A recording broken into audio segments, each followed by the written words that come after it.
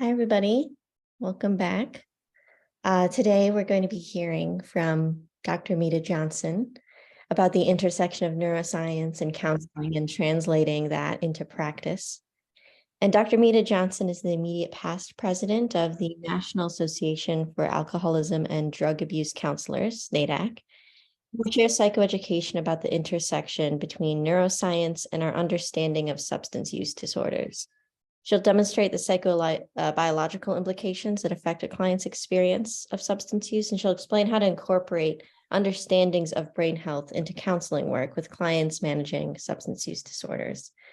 And you are welcome to interrupt or speak up, or I think even better, just write your questions in the chat as we go so that Dr. Johnson can keep with her flow, but she's very eager to answer your questions as they come up, and I'll just make sure to point them out when you write them in the chat. All right. Great. I'm going to mute and feel free to screen share whenever you're ready. All right. Well, hello, everyone, and good morning. It's still morning here. I'm in Colorado, so snowy and cold. And so we're going to talk about the neuroscience. So I love neuroscience. My background is in science. It's in biology, at counseling, and then counselor education. And so have been working with addictions for the last 25 years. I've been in the field 33 years and currently teach psychopharmacology, the lead at Walden University, train and speak all over the country. And just love talking about addictions. Mental health, I'm very co-occurring since I've got both the addiction certification and mental health. So I'm going to set that stage up that we're going to be doing both and that there's such similarities between both when we talk about neuroscience and how that's translating into the work we're doing as clinicians. So the first, I always have some maxims I start with, and I always start with I love drugs, which really is shocking to everybody. But what I really love is learning the science behind drugs and what they do to the body. I'm going to say number one fact. Nobody woke up this morning and decided they wanted to be addicted or depressed or anything else. And I always put that out there for addiction because there's always that question. The brain, once it gets engaged, I've got a whole different problem on my hands. So that's my first maximum. No one woke up this morning and decided that they wanted to have a heroin addiction, meth addiction, or any other addiction. And it's really kind of important for us to be mindful of that. No two people have the same response to a substance or even to depression, anxiety, or anything else. Brain chemistry is very unique to each person, and the body's physiological response is very unique. The environmental and psychosocial factors that actually, and the genetic factors that implicate themselves in the problem of addiction or mental health really cause very, very different responses amongst people. And so I really want to be mindful of that as well. No two people have the same response. My best friend and I could use the same marijuana, take it from the same a joint, and she could have a really intense response. Her genetics holds onto it. The receptor sites in the brain actually hold onto it, and she has a longer response. My receptor sites are genetically programmed as well, individually for me, and the hold factor, how long it holds on to any neurotransmitter or substance is variable, and mine doesn't hold on to it that long. And so I might have a 1 minute response. She may have a 30-minute response. That's genetically determined as well and very biologically driven. So I always say that because people look at treatments like, oh, this is what I did for my recovery, so it should work for you. And that's not necessarily true. Another factor is that not everyone who uses a substance, not everyone who goes through a traumatic experience is going to have an adverse reaction. They may not become addicted to a substance. So we have a lot of people who drink who never become an alcoholic. We have a lot of people who use methamphetamine who never develop a methamphetamine use disorder. So we have to be mindful that just because you're taking a substance does not necessarily mean that you're going to develop a dependence on it. Addiction is not simply a disease. There's a lot of controversy out there about the disease model and the fact that there's so much emphasis on the disease model. We've had a lot of models when we look at addiction and a lot of stigmas associated with mental health. And there's the moral model, that, you're bad people, there need to be consequences behind it, right? The stigmatization that it only happens to those people.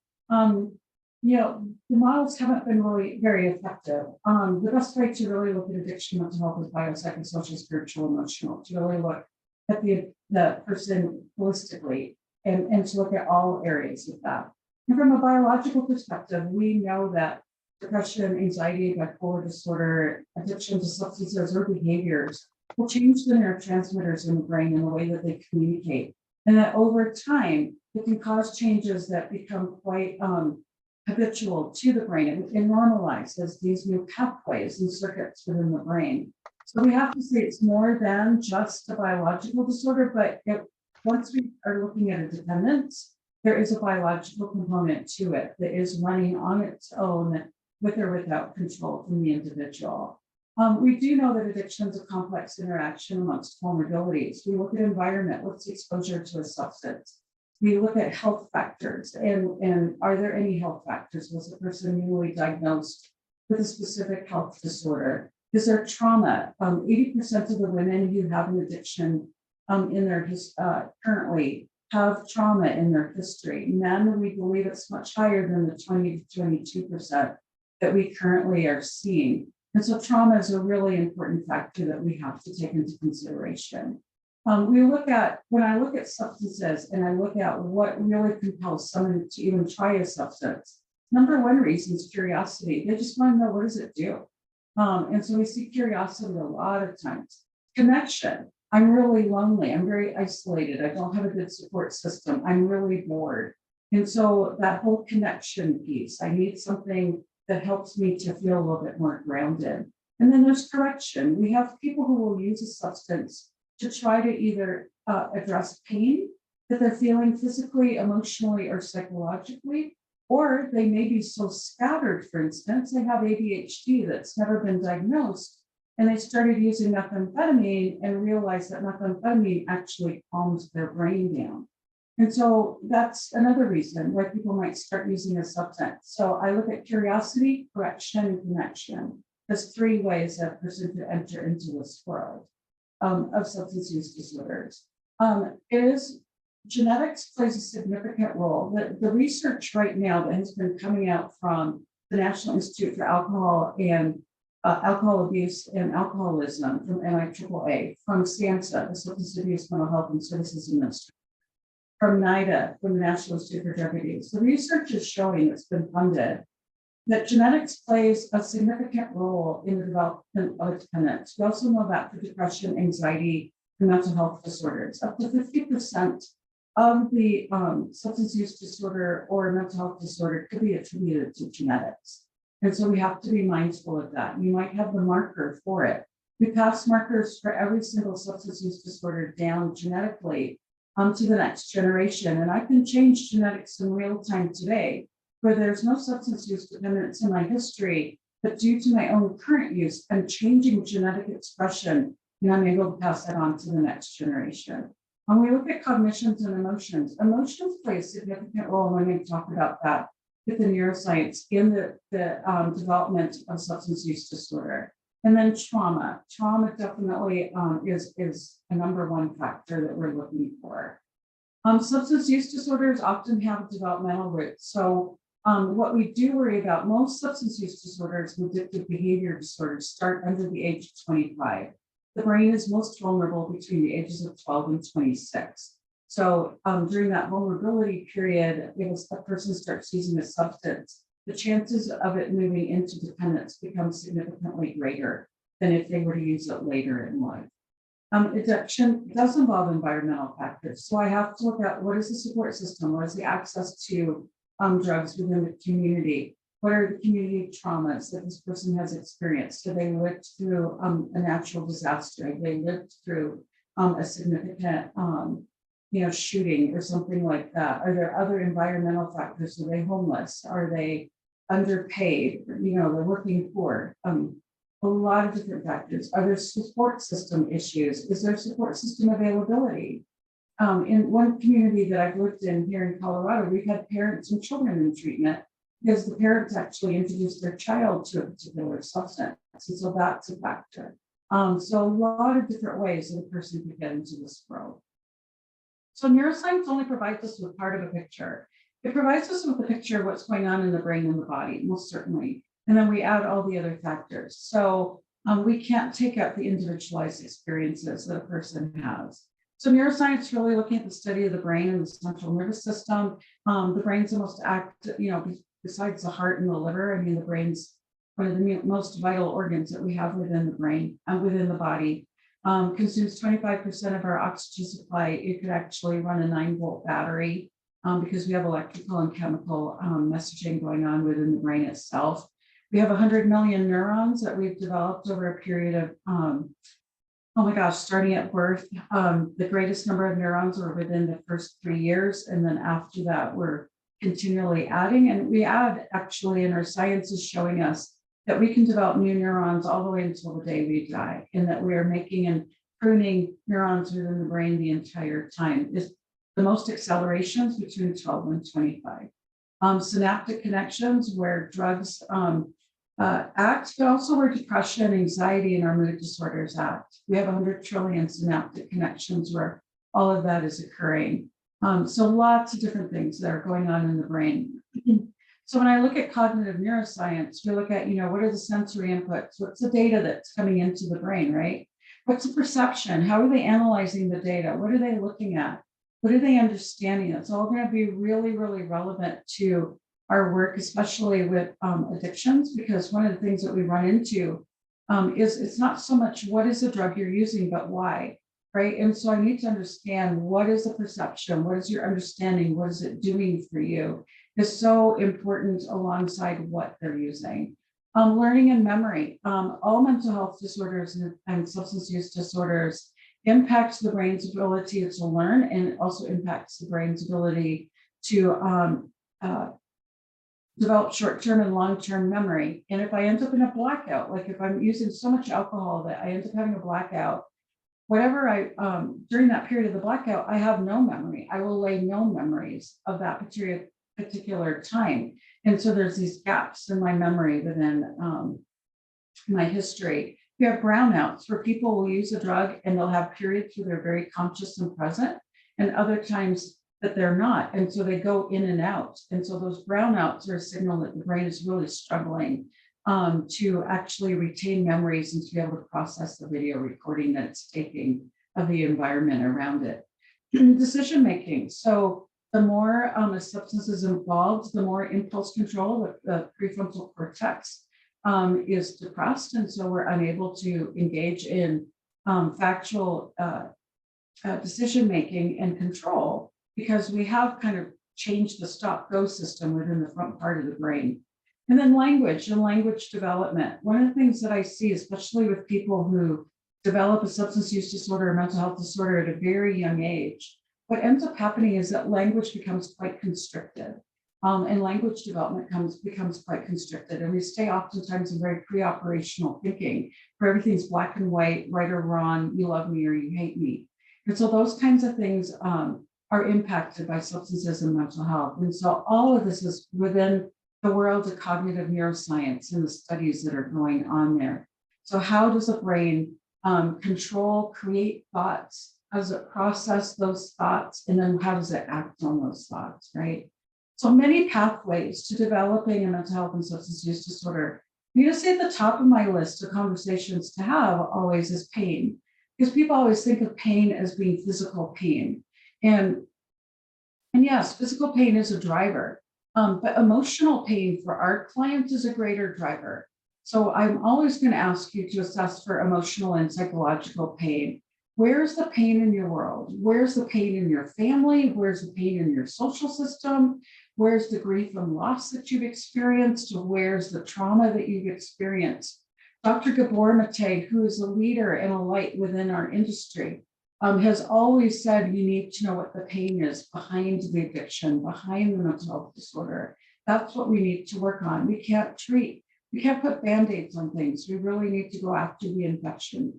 Emotional pain oftentimes will cause physical pain. Depression causes physical pain. Anxiety can cause physical pain.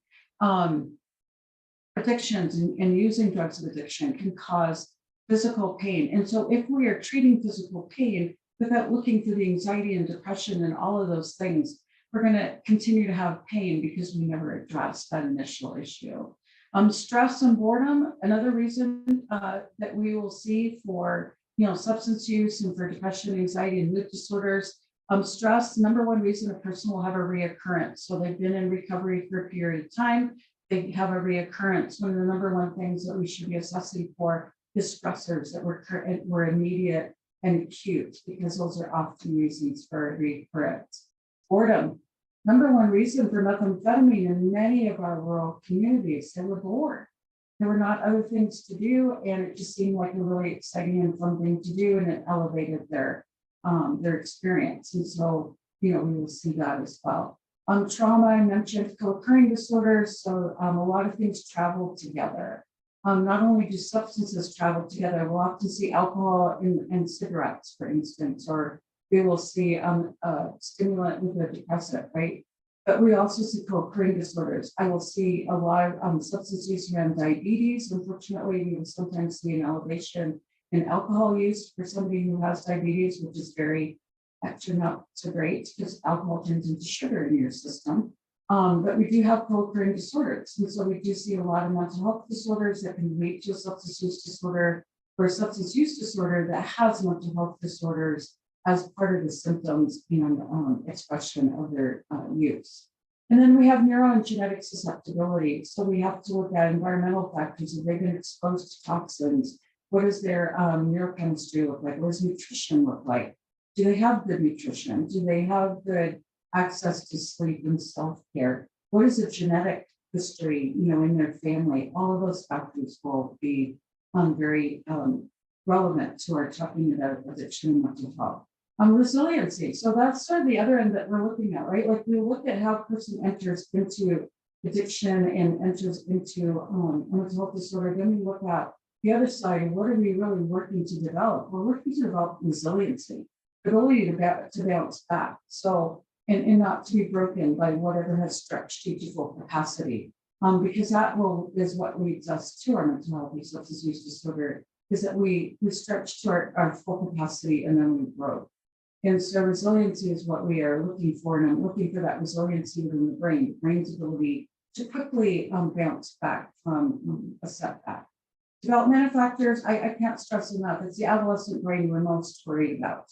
I will say secondarily to that, one of the things that we are seeing is the senior brain. So a person who's 60 or older, the brain starts slowing down after the age of 50. And so the impacts of drugs addiction on the brain as it's getting older can be very significant, especially when you have a lot of medications already taking, and then they have a mental health disorder, a lot of grief and loss, they're using substances. It can become quite complicated on the brain itself. So developmental factors, where are you along, the age spectrum? So addictions can develop at any point along that spectrum. We are seeing a lot more alcohol and marijuana use in our 60 and older. So we're going to see a lot more people in treatment for that. The adolescence, definitely, there's so many things going on with the brain during adolescence. There's a lot of neural pruning. We're looking at things like developing an emotional language, learning social cues, learning how to work in different environments, so that who you are at work and who you are at school and who you are at home and who you are with your peers starts developing some congruence, but you also understand that you're different in those different environments. Learning impulse control, one of the last things to come online in the brain. Learning that stop-flow system, really analyzing the situation before you become so reactive. And so learning how to be more active. Developing just overall memory, going from just short-term memory to developing long-term memory storage is occurring during this particular time. And so a lot of factors are at play in this adolescent brain, and substances impact every single factor in that adolescent development. Is there any physical, sexual, emotional abuse? The brain remembers, the limbic system remembers abuse. It takes very vivid memories. It will amplify those, and the brain will start ruminating outside of the person's awareness. It will go into protective mode. And so that's problematic. Neuroplasticity of the brain. One of the things I do love, the brain has a capacity to heal. It has a capacity to compensate for damage. And so if one part of the brain becomes damaged, either by substances or by organic means, other parts of the brain will actually pick up the slack. So somebody who goes blind, for instance, that optic nerve, well, at some point, the senses around the optic nerve, all the other senses develop a greater sense of acuity, and responsiveness. And so the brain is compensating for that blindness. And so we see that in other areas as well. So understanding the why is so much more important than understanding the what. Why are you doing what you were doing? Help me understand. Help me understand how you started, what brought you into it. Help me understand what has kept it going. And as I mentioned, pain has a couple of different categories here. And I talk to doctors about this when I'm speaking to doctors around the country, because physical pain is often a result of psychological. We all know that. But throwing a vitamin at physical pain when it's psychologically or emotionally driven isn't going to solve the problem. And so we have to be much more sensitive to addressing that. So when I look at the brain has a lot of different regions to it. But the most important regions to us are the frontal lobe, this executive reasoning part of the brain, where you're doing your planning, your decision making, your impulse control, you're sorting out fact from fiction.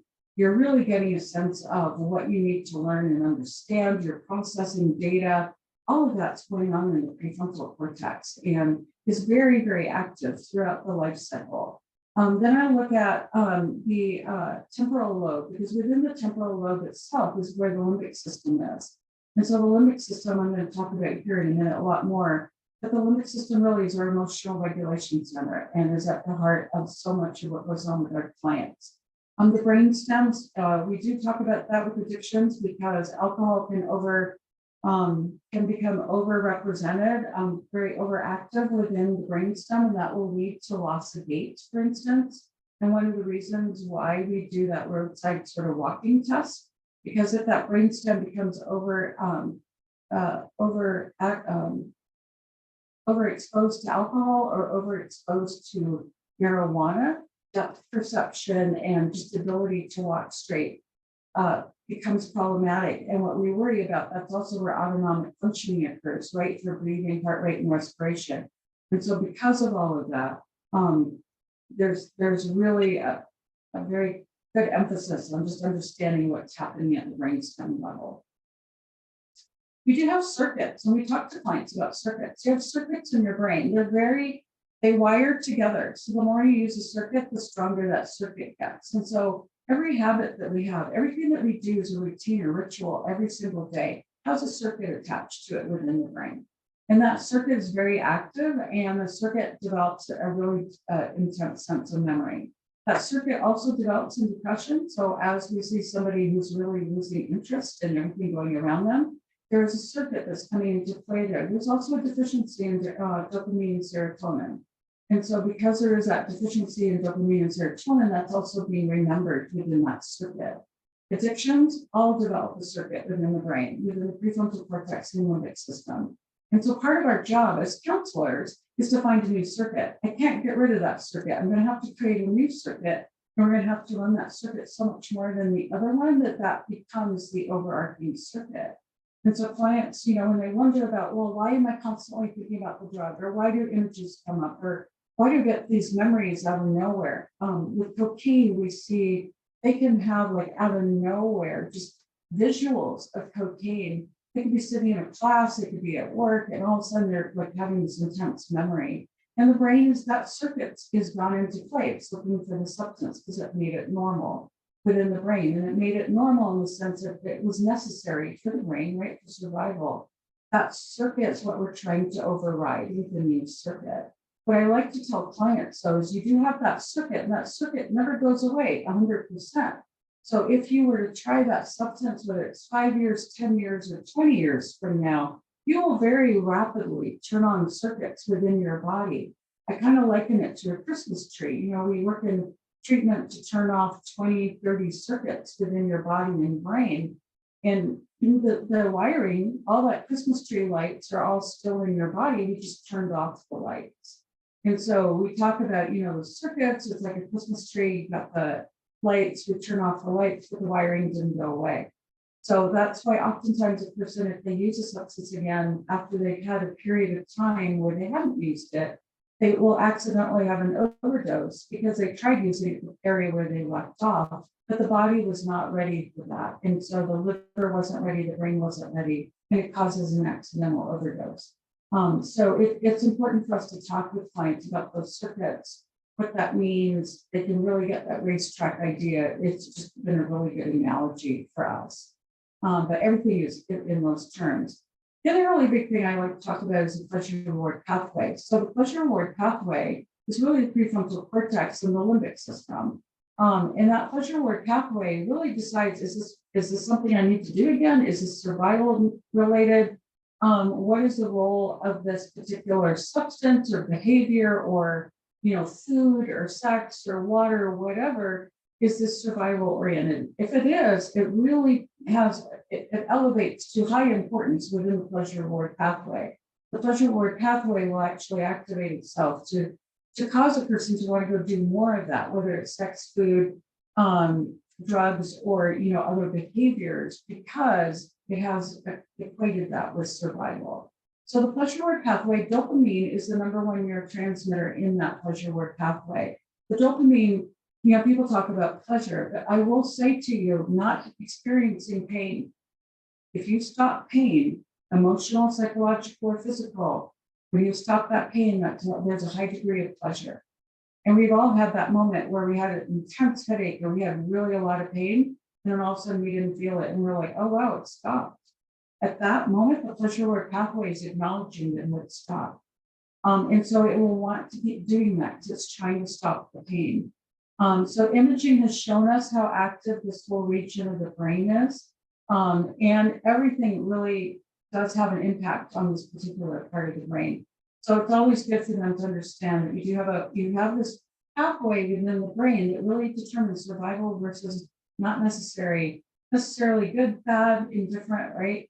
And it really puts a great deal of emphasis on those things that they think is really important. On the prefrontal cortex, like I said, this is the planning part of the brain, the limbic system. So I like to sit here for a minute because the limbic system is really about emotions. Your emotions are, your limbic system is scanning the environment 100% of the time. It's determining safe versus unsafe. Is there anything it needs to react to? It's doing that within 8 seconds. The limbic system is constantly doing an assessment.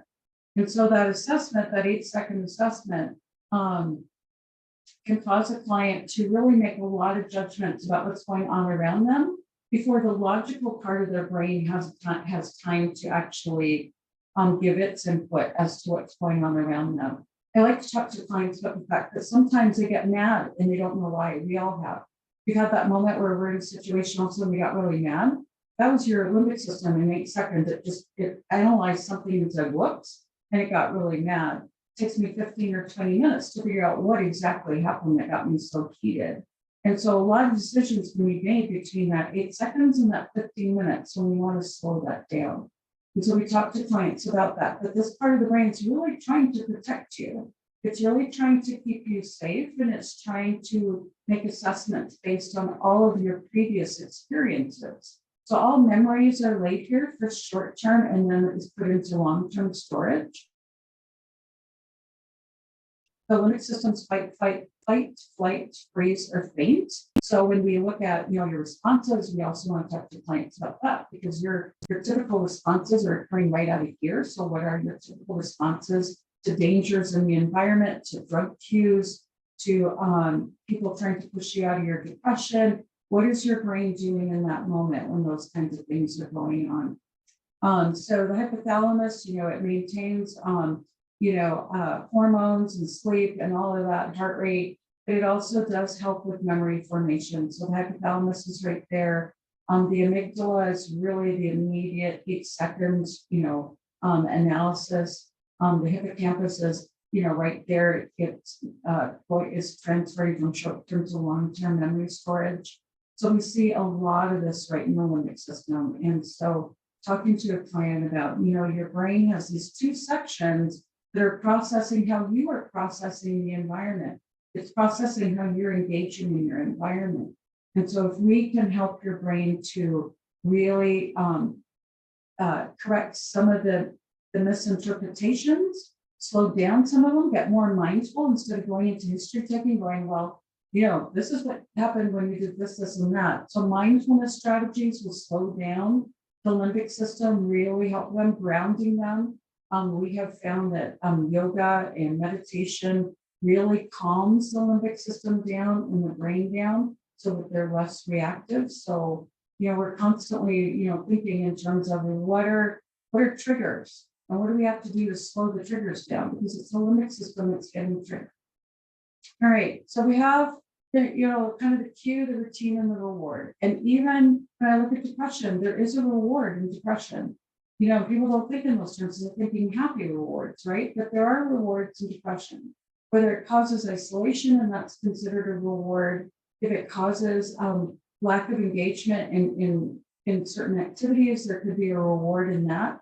But I'm looking for, what does that depression do for you? Help me understand, what's the payoff? What's the payoff for the anxiety? What does that do for you? What's the payoff for using this particular drug? What does that do for you? Because those are the kinds of questions that really help us start analyzing what the brain is thinking the payoff is. That's all part of that pleasure reward pathway. So I talked about network circuits. The brain is very, very organized, and the brain has circuits that are only 2 or 3 neurons, and then it has circuits that have thousands of neurons associated with it. Nerve messages can go anywhere from 1 mile an hour all the way to 256 miles an hour, depending on the critical nature of the message that needs to be sent. So these networks are processing continually. We have the neuronal structure. We have the neurons. Information comes in at the dendrites, goes out at the axon. The greater the number of neurons that are firing off about a particular situation, the greater and stronger the signal will be that'll be passed on down the road. Drugs of addiction, depression, anxiety are all working in that synapse. So it's all working on those neurotransmitters within that synaptic gap, either keeping the neurotransmitters in that gap longer, like cocaine, for instance, will block the reuptake elevators. And when it does that, it keeps the dopamine and serotonin in that gap longer. It gets to actually activate its receptor sites much more. And so that creates the high, right? And then we have tricksters like methamphetamine that looks like dopamine. And so it'll activate the dopamine receptor sites on top of the dopamine that we already make. And so that's a really interesting interaction, and you get an intense spike from that. So a lot can happen right here in this infinitely tiny little area between the neurons themselves. And so depression, anxiety, all of that, we have to look at what can we do. There's a lot of science looking at right now. Can we block a drug's action in the synapse? Can we increase our own natural? We haven't been able to increase our own natural neurotransmitters at the moment. There's a tremendous amount of research going on to try to do that. What I mean by that, like dopamine, if you have too little dopamine, serotonin, that's Parkinson's disorder. You're not making enough dopamine.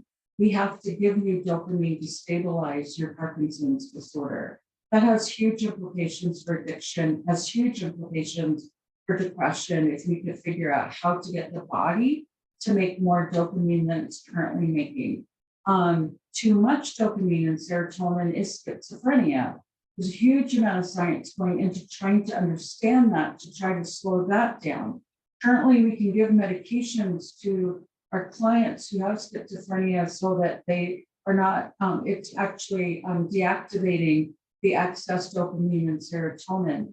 The problem with that, it also creates quite an out-of-body experience for many of our clients. When that's happening, they can feel like they don't even reside in their own body, because the drugs are really, that's how impactful those drugs are, unfortunately. And so many of our clients don't want to take those medications, but that's what it's doing. So there's so much that is happening in this whole gap that has such an influence on our clients. And what we worry about, I worry about this with hallucinogens, for instance, and with marijuana. Hallucinogens and marijuana release a lot of dopamine and serotonin into this gap and can create psychosis. And so if you have just like drug-induced psychosis, that's one thing. If you have transient psychosis, that's a concern. If you go into full-blown psychosis, that becomes schizophrenia.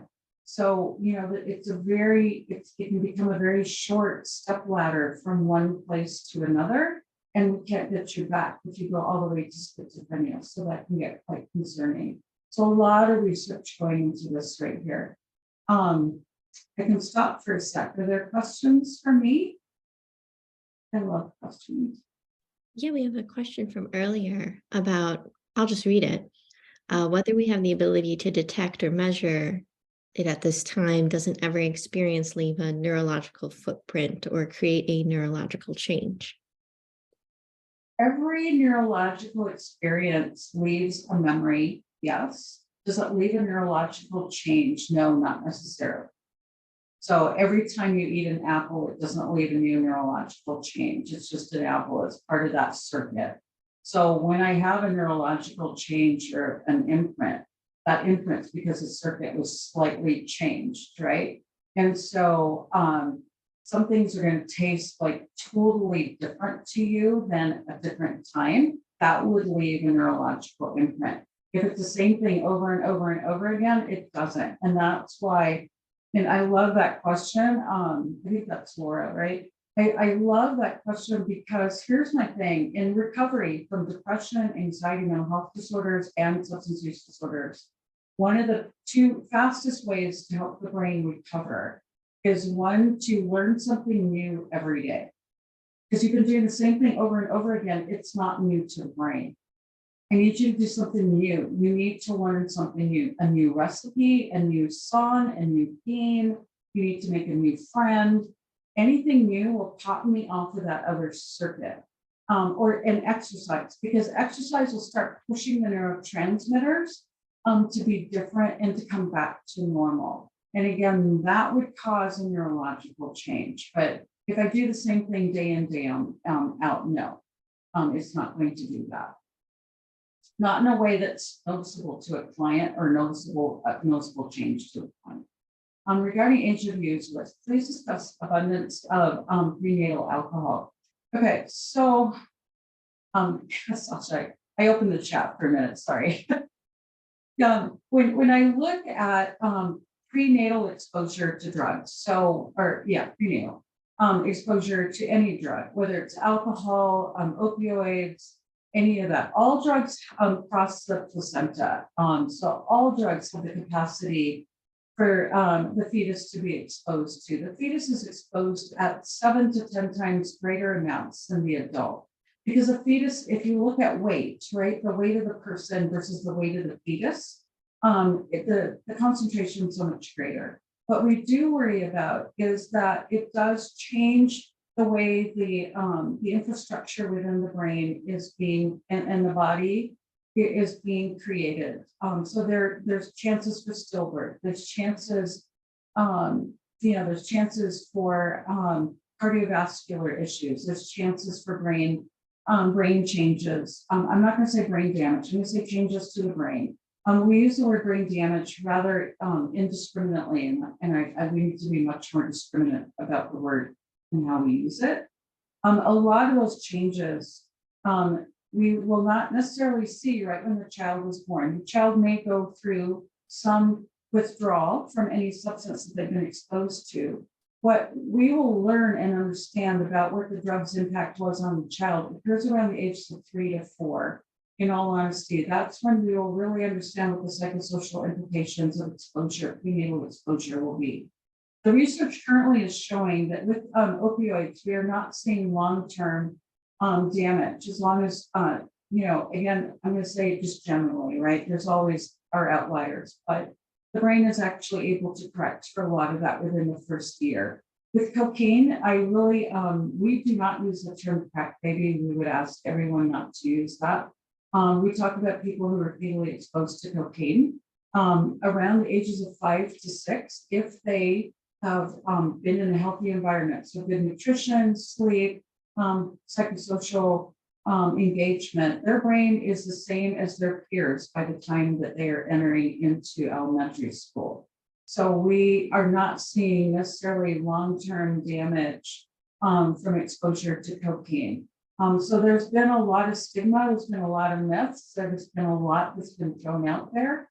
And so I'm going to say we have to be super careful. We do want to work with, we are on a national campaign to get rid of punitive measures against mothers who are using substances when they are pregnant, because that doesn't help us. That doesn't help the fetus, it doesn't help the mother.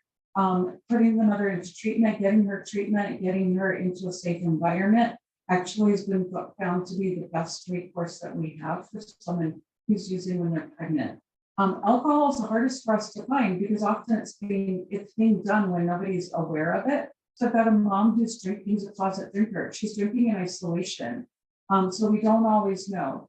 Not everyone is born with, oh my gosh, fetal alcohol syndrome, FAS. We don't call it that anymore, but they're not born with fetal alcohol syndrome. What would require fetal alcohol syndrome would be the mother would have had to have been drinking every single day and drinking a significant amount of alcohol is typically what led to FAS. But if they're drinking occasionally, that doesn't lead to FAS in most cases. So does that help answer that question? I'm hoping.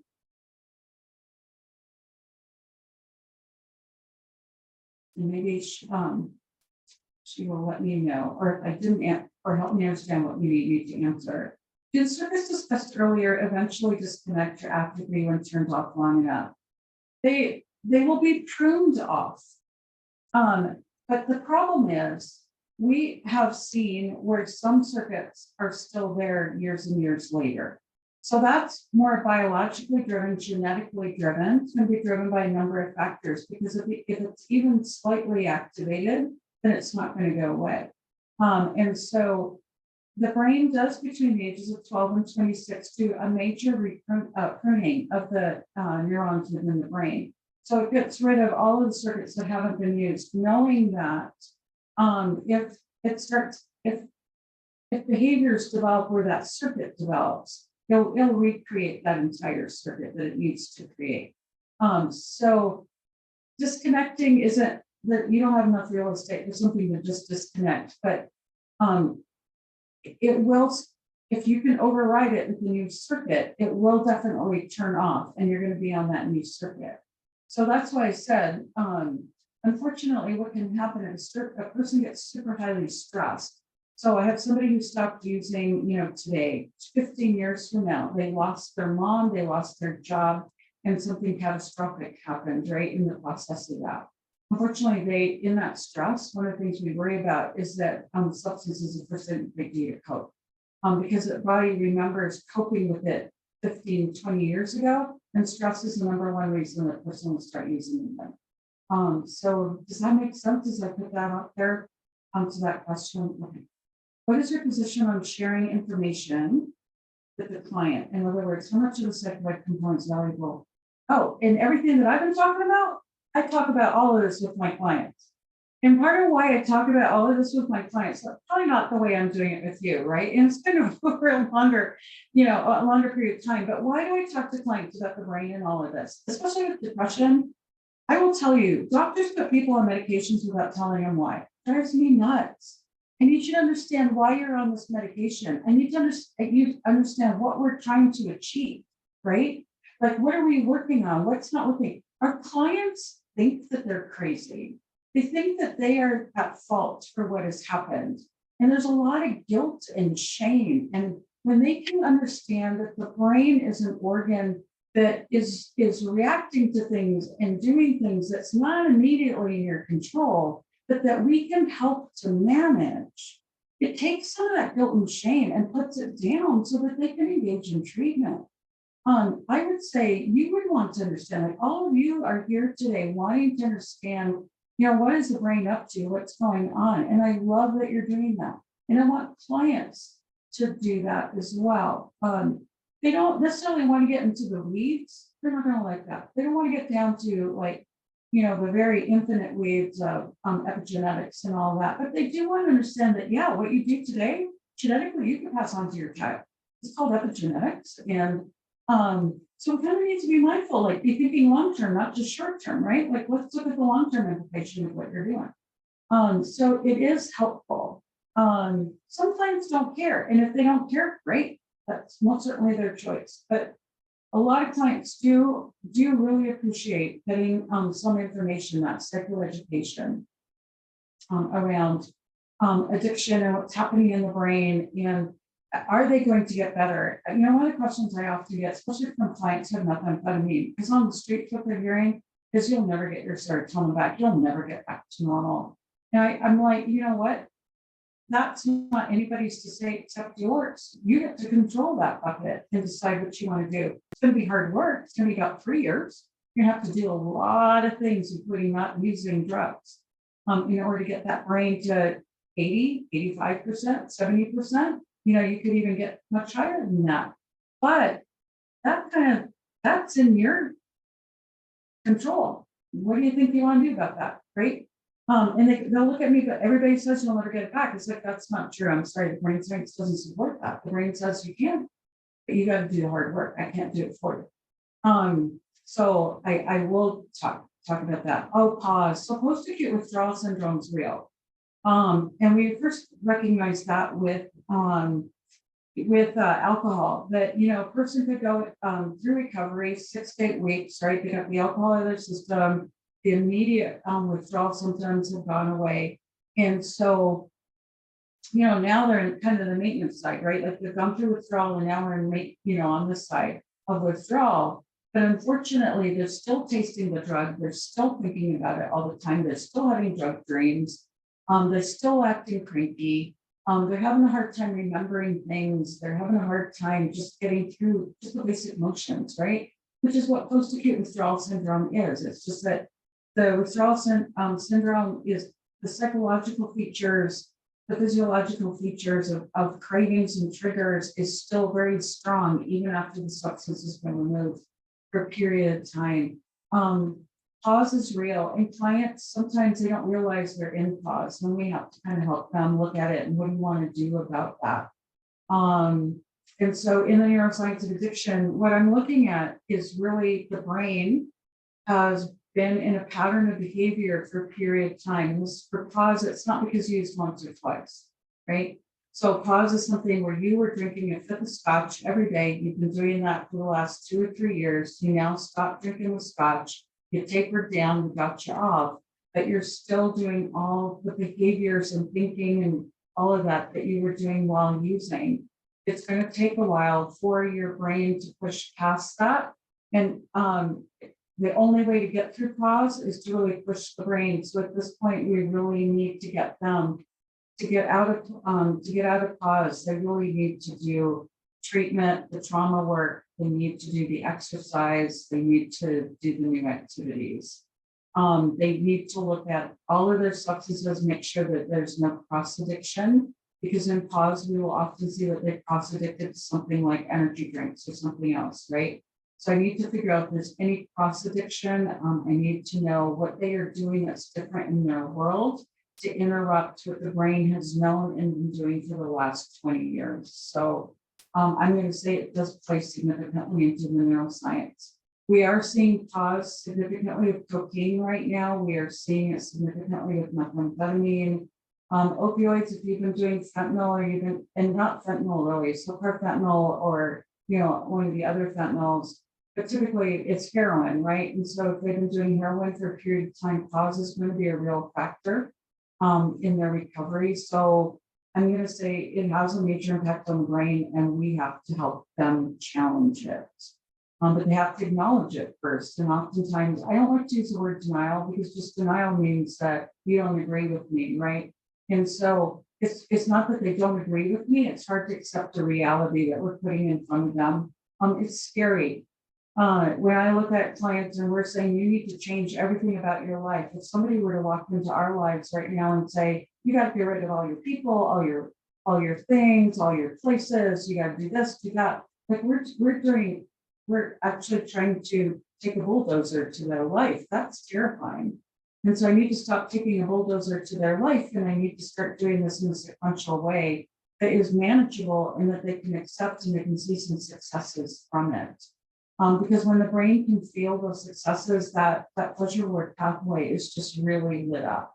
And something like giving them a certificate, like, way to go, like you showed up for 8 sessions, what a cool deal.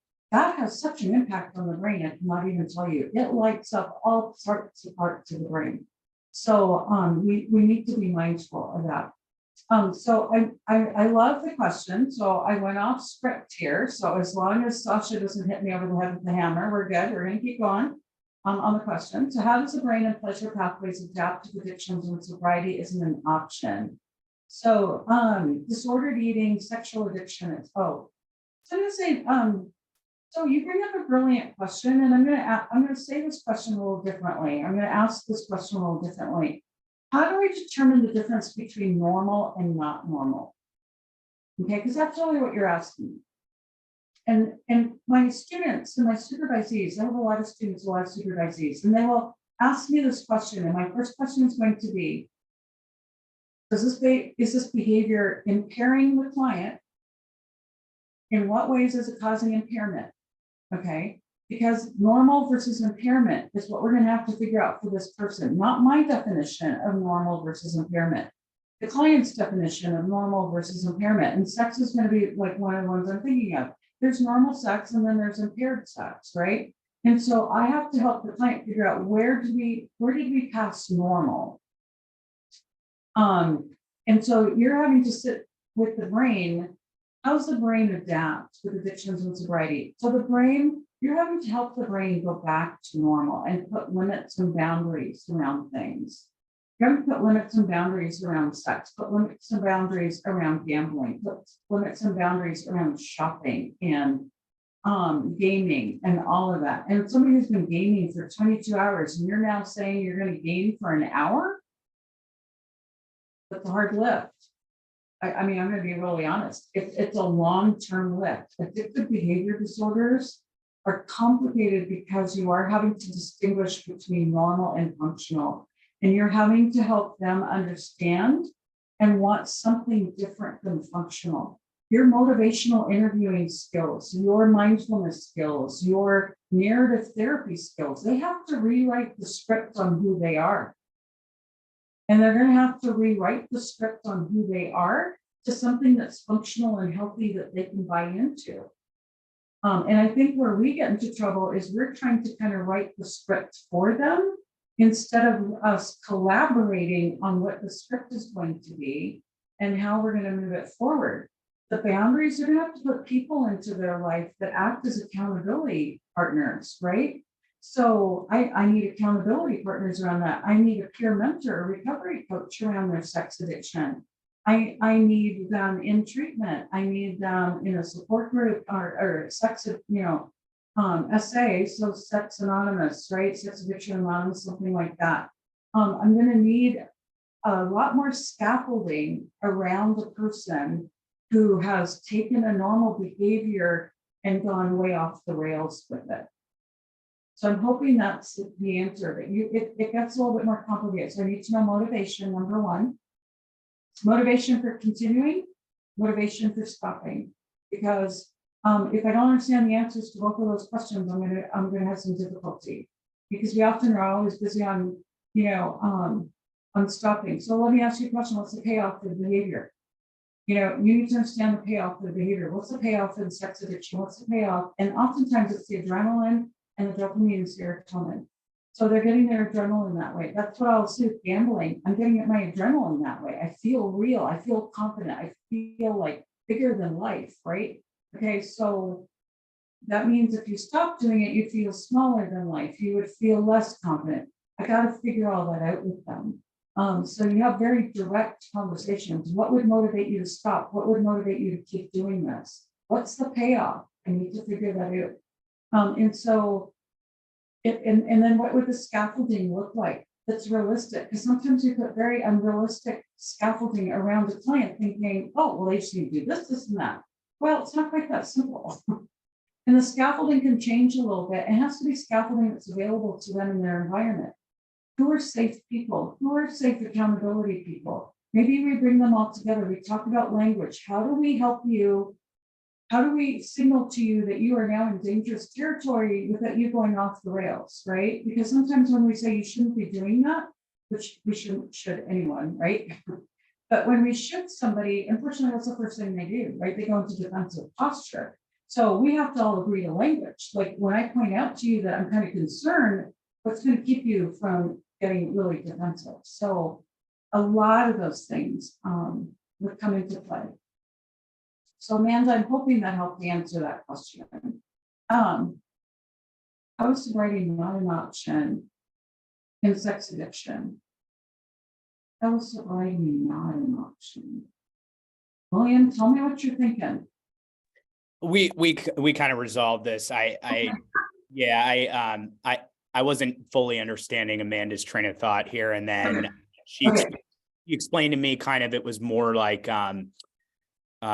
what she said was, I see your point. I'm thinking about someone with porn addiction who is also married and interested in a healthy sexual relationship with their spouse, but not to use porn, which I totally understand now. But I just I've worked with folks that are fully abstaining from, and they have their bottom lines, and they don't.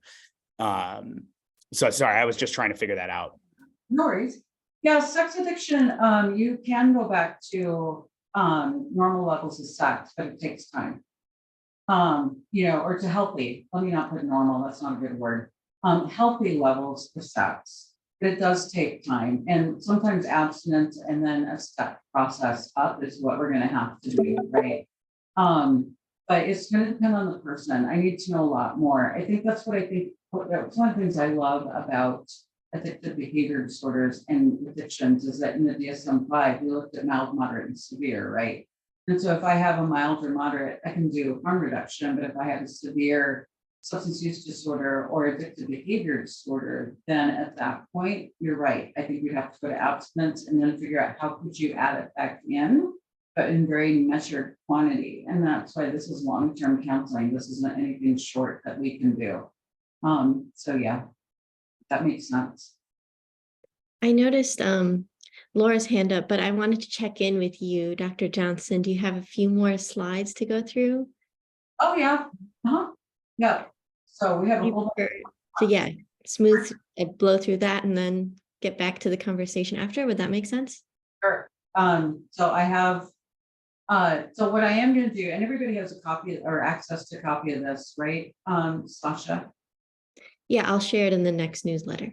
Very cool. So everybody will get these slides, because what I want to say here for the next couple of slides, and so I can blow through these, is that I did put the different parts of the brain and what is normal, and then what does it look like when it's been dysregulated by, say, the substance use disorder, right? So if I look at limbic center, what I'm looking at is behavioral disinhibition. I'm doing things that I normally would not do. My cognitions are really scattered. My associations and pairings, my conditioned behaviors are really running quite strongly, because I've paired certain behaviors with certain needs and certain emotions, and drug cravings are really high. So I did that for the regions of the brain, and then for each of the neurotransmitters, and I gave you a list of the drugs that impact those neurotransmitters so that you have it. Because what you are going to have to do, and if I were to put into a nutshell what I want you to get out of this presentation, when we do have mental health disorders or we have substance use disorders, the neurotransmitters that have been dysregulated, whether it's dopamine, serotonin, or GABA, or anti-anxiety neurotransmitter, I have to find natural ways to increase those neurotransmitters in my brain. What are pleasurable things I can do that help me release more dopamine? What are pleasurable things I can do that help me feel more relaxed? And so as a result, I'm releasing more GABA into the brain, because alcohol releases a lot of GABA. It's an anti-anxiety drug, right? Alcohol is. And so I have to find other ways besides alcohol to release that GABA and to feel calm and less anxious. So you're looking for and helping the client kind of brainstorm what are things we can do to get what you are trying to achieve without having to use a substance to do it. So you'll have that on all of these slides. I talked about this already. I talked about too little dopamine is Parkinson-like, and too little serotonin can be really, really severe depression, right? And that OCD-like feature. The brain, we do have lots of pictures that show us what happens when we have good oxygenation, and a healthy brain without substances on board has the red, which is good oxygenation. When we have substances on board, we can see that things are not working as well as they should be. We're not getting that really good oxygenation. But after they've been abstinent for a period of time, we see it coming back. And that's a really good news for clients, that the brain does start actually repairing the dopamine circuits and the serotonin circuits. I've been in therapy. Therapy helped. And, maybe there were medications that helped from the medication-assisted treatment, toolbox that help the brain to stabilize so that it can start building its pathways back up again. So lots of different things. I did talk about this, so the dopamine pathway, so for reward, inhibitions, of course, prefrontal cortex, learning, that's the amygdala, because it's constantly looking for something that's wrong. There's two types of treatments that we see, or reward systems that we see out there. There are a lot of people who like to work from the top down. They want to work from logic and trying to get the client to understand the logic, and that logic would stop the triggers and cravings. And so sort of a top-down model. I'm going from the executive reasoning center to the back towards the more autonomic centers. There's a reactive reward system. So I'm learning from the bottom up. I'm learning from my reactions, and I'm looking at my logic last, right? And so I'm looking at reactions that are happening in the limbic system, in my brainstem.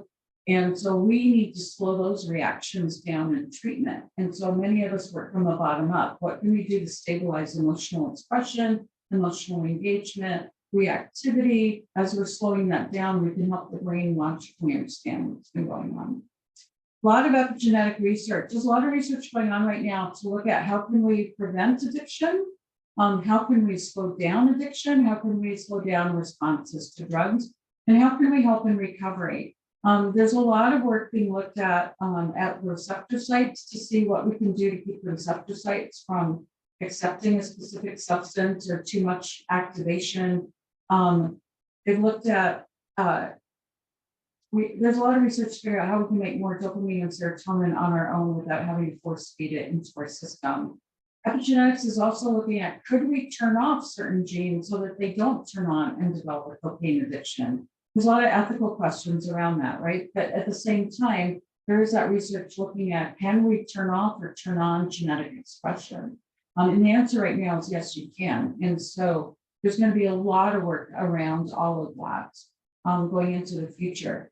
Some things that are cool that have come out of this epigenetic research is, we have a cocaine vaccination that will be coming out later this year. And they are looking at a methamphetamine vaccination. And what they have done is they've taken a cocaine molecule and attached it to a cholera vaccination, because it's the safest and one of the oldest vaccinations we have. And so what they found is that the immune system actually learns that cocaine molecule. And so whenever you introduce cocaine into the person's body, that immune system inactivated the cocaine before it got the client high. So there's a lot of interesting research going on to understand all of that right now with a variety of different drugs where we have no, we don't have Suboxone, for instance, we don't have other drugs.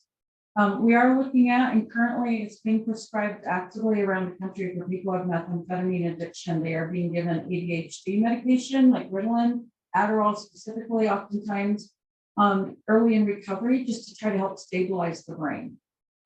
Because it's a methamphetamine signature for the stimulant ADHD medications. And so by slowing the brain down and just giving it a chance to take a pause and not be giving all the street level methamphetamine, the brain has a chance to try to stabilize before they go into their deep dark depression that we would otherwise see.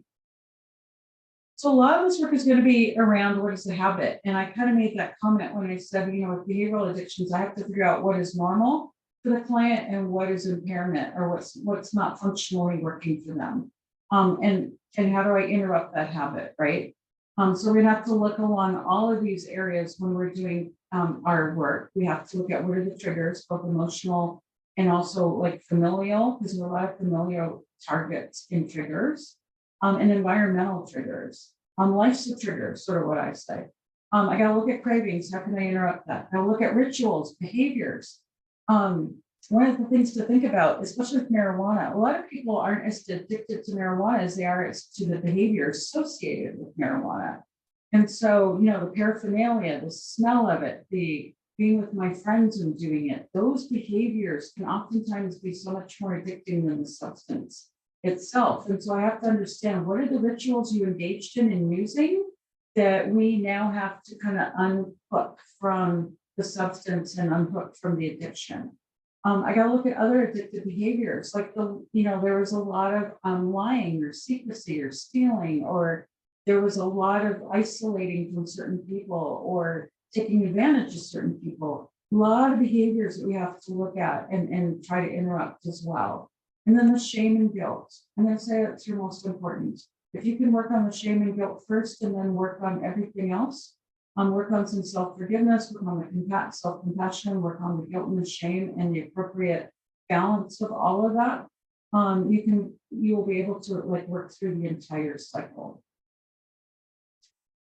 So brain's always looking at options. So we need to give the brain more options to consider because it's always doing a calculated scenario. It's weighing the options. So I need to have better options than what it currently has. I also have to look at when does the person feel deprived? When does the brain feel deprived? I know that sounds kind of crazy, but the brain, when it feels deprived, the pleasure reward pathways not being activated, it will go to great lengths to have instant gratification. So what do I need to do to quiet the brain, right? The brain's always estimating values of things. So it's looking at emotional value. It's looking at beliefs, expectations, and our own values. It's looking at social approval. When I look at adolescents and young adults, what's the number one thing that they crave? Connection. If connection's the number one thing that they're craving and the brain is craving, if I don't help them figure out connection, they're not going to be able to be successful in recovery. And so I have to understand social approval. Where do peers play a role in their use? Where will peers play a role in their recovery? When we're looking at appealing, trying to change focuses and habits, things like delay discounting. Everybody's probably seen that video with the marshmallow. Wasn't it a marshmallow that they put in front of a kid and said, if you could just wait 5 minutes, we'll give you another you can have 2 marshmallows instead of 1. And how hard it was for kids to be able to just sit there and say, yeah, I can wait 5 minutes for 2 marshmallows instead of right now for 1. Aren't we all that way? Like we are all kind of analyzing all the time. Can I wait? Or do I want it now? Right? And that's the brain. And that's what we're doing here. We're trying to help the brain learn. You can wait. You don't have to act in the immediate moment. And that's what I love about mindfulness strategies, acceptance and commitment therapy, mindfulness-based CBT, narrative therapy, when you can help them start looking at how do you play a game with your brain to make it wait? What would the game look like? How would you create that game and what would it need to have to be able to do that? Because delay discounting is one of the reasons why people continually use. Willpower. Addiction is not a weakness of willpower. I will say impulse control is a real issue. The prefrontal cortex is all about impulse control. While using or deep into a mental health state, unfortunately, impulse control got overridden, and instead of having stop go, it's just on all the time. So how do we put the brakes on that? Impulse control is something where we're having to help them do some of that delay as well. It's not delay discounting here, but we have to help them kind of look at willpower, a desire to act. What if you waited 5 minutes and didn't just impulsively act? What would that look like? So you're having to talk about impulse control with the client and having them test that. Ego fatigue. I'm going to say dealing with emotions, dealing with trauma is exhausting. If you've ever known anyone who has significant trauma, they're exhausted, not from the trauma, they're exhausted from the flashbacks and from the constant rumination and the constant fear and the constant checking and all of the symptoms of PTSD themselves are exhausting. And that fatigue, people get exhausted with ongoing counseling and ongoing manipulation of who they are. And so we have to really be mindful that we have to make sure they don't go into that state of ego fatigue, in all honesty. Wanting is not the same thing as liking. So really talking to them, helping them learn. So these are all life skill things that we have learned that got overridden by their addiction or their mental health. And so we're having to kind of put all of these things back in there. So oftentimes you have somebody who's 30 years old sitting in front of you who's been using since they were 12. or they have the emotional age of a 12-year-old. So what is my treatment plan going to be? My treatment plan is not for a 30-year-old. It's going to be for the 12-year-old, because that's the emotional age of my client.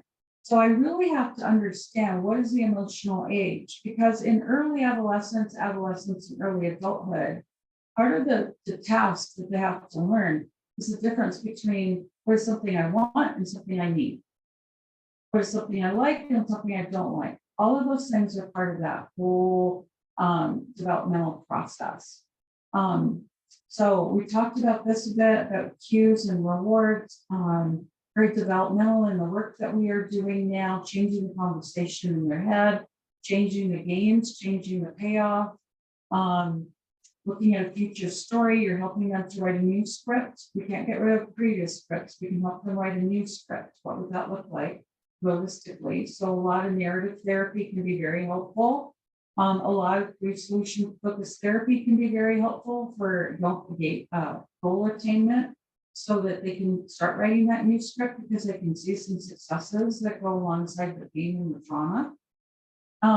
Looking at reframing. So you're doing a lot of that work already, but we're having to reframe a whole bunch of different things here, right? Building self-esteem, building self-validation, building self-respect. I'm also going to say one thing we don't talk enough about is building self-forgiveness.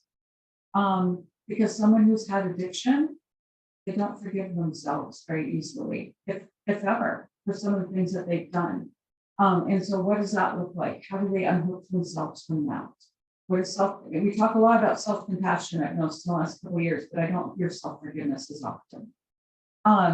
What do we look like to deal with depression? What do we look like to deal with stress? What does gratitude look like? What does short-term, long-term goals look like?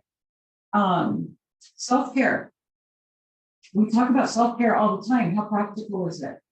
So I got to look at their environmental factors. You know, we're talking about sleep, nutrition, exercise, right? A lot of my clients can't afford to exercise, but they can afford to walk around the block.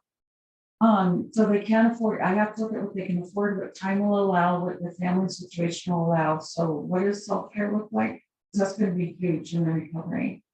So, yeah, so there we go. So we got there. We made it. Awesome. Yeah, thank you so much.